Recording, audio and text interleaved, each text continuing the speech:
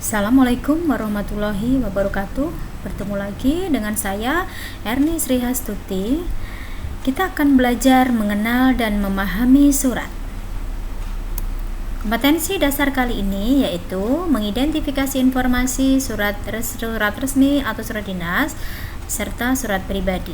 Kemudian menyimpulkan isi, kabar, keperluan, permintaan dan permohonan dari surat pribadi dan surat dinas. Dilanjutkan dengan menelaah unsur-unsur dan kebahasaan dari surat pribadi dan surat dinas yang dibaca dan didengar.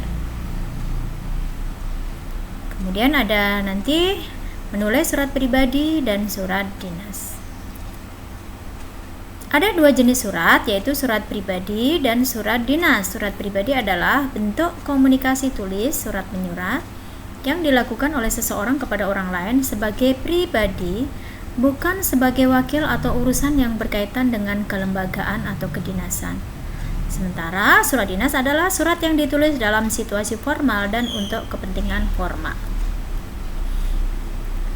Di sini sudah saya tampilkan contoh surat pribadi, yaitu ada Kupang 10 Januari 2020. Ibu Dewi yang saya sayangi, bagaimana kabar Ibu? Semoga selalu sehat. Dan seterusnya di sini ya. Kemudian semoga Ibu senantiasa sehat dan dalam lindungannya. Salam rindu, Taradipa. Jadi surat ini ditulis oleh seorang murid yang bernama Taradipa yang sudah merindukan gurunya yang telah berpindah ke kota Bogor. Nah, ini adalah tampilan daripada surat pribadi menggunakan bahasa yang ringan, bahasa yang tidak harus menggunakan bahasa resmi. Simpulan daripada surat pribadi adalah bentuk komunikasi interaktif antara orang pertama, yaitu sebagai pengirim, dan orang kedua sebagai penerima surat. 2. Surat pribadi berisi unsur tanggal surat, alamat surat, pembuka surat, pendahuluan, isi dan penutup surat, serta nama pengirim surat atau tanda tangan penulis surat. 3.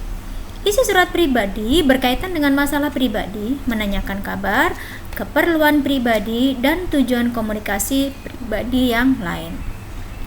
Itu adalah ciri-ciri daripada surat pribadi. Kita akan lanjut pada surat dinas. Ditandai dengan kepala surat atau kop surat. Kita menyebutnya kop surat. Diawali dengan nomor, lampiran, alamat yang dituju, kemudian hal permohonan. Ya, halnya adalah permohonan izin. Di sini tetap ada tanggal dibuatnya surat, tetapi tidak dicantumkan di mana atau alamat surat ditulis, karena alamat surat sudah ada di kop surat. Itu bedanya dengan surat pribadi dan surat resmi. Dilanjutkan, di sini ada dengan hormat. Dengan hormat ini artinya salam pembuka. Setelah salam pembuka, dilanjutkan dengan isi daripada surat dinas atau surat resmi tersebut. Oke, isi di sini mengadakan perkemahan Sabtu dan Minggu. Permohonan izin kepada orang tua murid untuk mengizinkan putra-putrinya mengikuti kegiatan persami tersebut. Setelah itu ditutup dengan terima kasih atas perhatian dan izin Bapak atau Ibu, orang tua murid. Nah, dilengkapi dengan penjelas atau penguat surat, yaitu mengetahui kepala sekolah. Di sini kepala sekolah tanda tangan dan tentunya ada stempel dari sekolah. Kemudian tidak lupa juga ketua panitia, ditulis lengkap dengan membubuhkan tanda tangan. Ini adalah cara penulisan surat dinas. Jadi contoh tersebut dapat disimpulkan bahwa surat dinas berisi tentang keperluan kedinasan yang sifatnya resmi. Struktur surat dinas: 1. Kop surat atau kepala surat. 2. Nomor surat. 3. Tanggal surat yang tadi tidak dilengkapi dengan alamat ya. Kemudian lampiran, perihal, alamat surat. Alamat surat adalah alamat yang dituju, kepada siapa surat itu akan disampaikan. Lanjut, salam pembuka tadi dengan hormat ya. Isi surat. Nah, isi surat itu adalah apa yang disampaikan. Kemudian paragraf penutup dilengkapi dengan nama dan tanda tangan pihak yang memperkuat surat, nama dan tanda tangan penulis surat. Surat dinas hanya boleh ditulis oleh sebuah instansi ditujukan kepada instansi lain atau individu. Seseorang atas nama individu tidak diperbolehkan menulis surat dinas. Takut akan disalahgunakan kegunaannya. Oleh sebab itulah, pada surat dinas ada kepala surat dan nomor surat. Jadi surat ini resmi. Jika kalian misalnya dapat undangan dari sekolah, maka pasti menggunakan surat resmi. Yang di sana ada kepala surat dan tanda tangan kepala sekolah serta stempel sekolah. Demikianlah Nana. Tadi sudah dijabarkan tentang ciri-ciri dan cara penulisan surat pribadi dan surat dinas. Kita lanjutkan belajar tentang menelaah surat pribadi dan surat dinas. Ya, di sini kita akan belajar menelaah. Diawali dengan telaah surat pribadi. Pertama ada alamat dan tanggal surat, Malang 29 November 2020. Ya, lihat lagi di sini ya.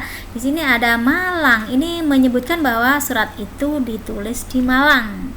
Kenapa ada kata kota Malang? Karena di sini tidak ada kepala surat, tidak ada kop surat, maka wajib dicantumkan alamat. Kemudian salam pembuka, kalimat pembuka paragraf, dilanjutkan isi surat yang tentunya menggunakan bahasa yang ringan, bahasa yang mudah dipahami. Terus diakhiri dengan penutup surat.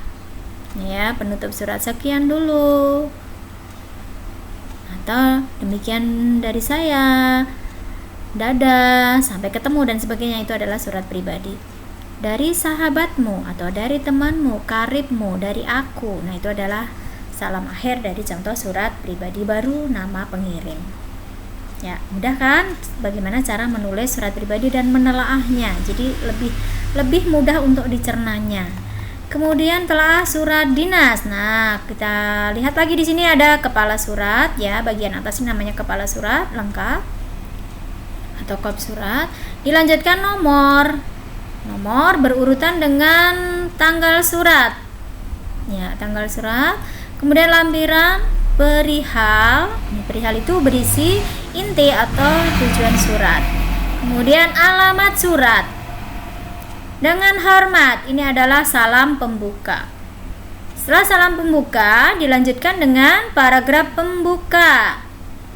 Paragraf pembuka itu mengantarkan untuk menuju ke inti daripada surat ya. Lanjutkan inti suratnya di sini adalah sesuai dengan perihal permohonan izin di sini ya. Ada untuk itu kami mohon bantuan Bapak untuk dapat meminjamkan 3 tenda besar kepada kami. Kami mematuhi semua persyaratan yang ditentukan pihak Kuarcap dalam hal peminjaman tenda. Nah, ini izin kepada kepala Kuarcap. Kemudian ditutup dengan atas perhatian dan dikabulkannya permohonan ini ya, permohonan ini yaitu permohonan izin di sini. Kalimatnya seperti ini, mengucapkan terima kasih. Kemudian hormat kami, ini adalah salam penutup. Mengetahui kepala sekolah dengan dicantumkan di sini ya, tanda tangan, nama lengkap, kemudian nanti stempel dari sekolah tersebut. Dan di sini juga nama ketua panitia, tanda tangan dan nama lengkap. Itu adalah telaah daripada surat dinas. Mudah-mudahan yang sudah saya sampaikan tadi, yaitu ciri-ciri surat pribadi dan surat dinas serta cara penulisannya, yang sudah saya lengkapi pula dengan telaah surat pribadi dan surat dinas, akan bermanfaat untuk kita semua. Dan kedepannya lagi dapat saya tampilkan materi-materi yang lebih semangat, lebih menyenangkan, agar kita bisa selalu belajar bersama, menambah wawasan kita bersama. Demikianlah, mudah-mudahan kita selalu diberikan kesehatan oleh Allah Subhanahu wa taala dan salam sehat selalu. Wassalamualaikum warahmatullahi wabarakatuh.